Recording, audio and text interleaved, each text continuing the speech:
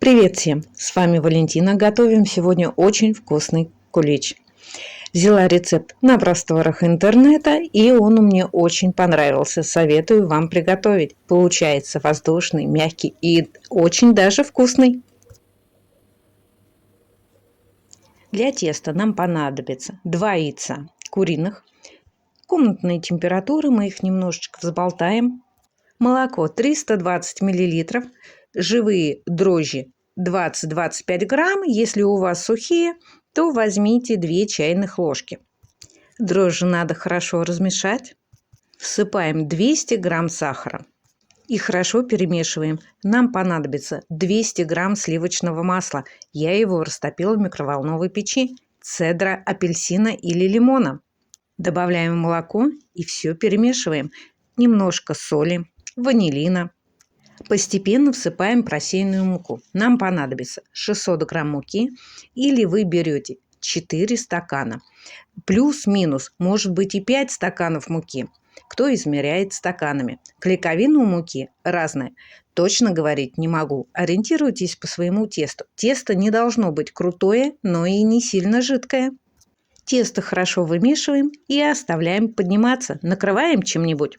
Через минут 15-20, когда тесто слегка поднялось, мы с вами замачиваем изюм и цукаты. Добавки могут быть разные, но мы их должны хорошо промыть, замочить, чтобы они мягкие были, и обсушить полотенцем бумажным. А чтобы добавки наши не опускались вниз, при выпечке мы добавим ложку или муки, или крахмала. И теперь вмешиваем в наше подошедшее тесто. Посмотрите, какое оно пышное и хорошее. Для легкости я смочила растительным маслом руку. Так тесто не прилипает к руке. Хорошо вымешиваем, чтобы наши добавки распределились по всему тесту. Но, конечно же, добавки лучше вмешивать на столе. Слегка присыпаем стол и хорошо вымешиваем. Вот формы. Смазываю растительным маслом и выкладываю на 1/3 нашего теста. Из нашего готового теста получается 3-4 куличка в больших формах. Нам нужно по формам равномерно распределить наше тесто. Тесто формы просто выкладываю, я их не утрамбовываю. Когда они начнут подниматься, они приобретут свою ровность поверхности.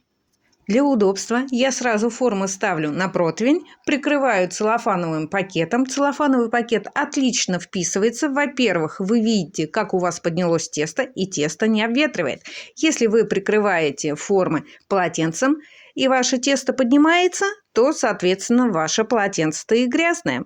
Даю тесто подняться до края. Ставим выпекать. Температура 180 градусов. Примерно 35-40 минут. Смотрите по своей духовке. Куличам даю слегка остыть.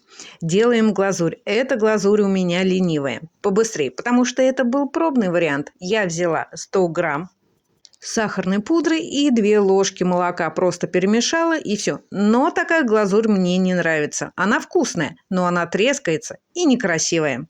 Эта глазурь называется на скорую руку. Но я вам советую сделать хорошую 100 грамм пудры и 1 белок. И вы взбиваете, и у вас очень вкусная, красивая белая глазурь.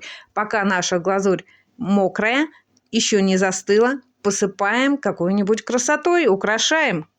У меня готовая посыпка, шарики, звездочки, но также вы можете украсить цукатами, орехами и фруктами. Все в ваших руках. Полный рецепт будет в описании.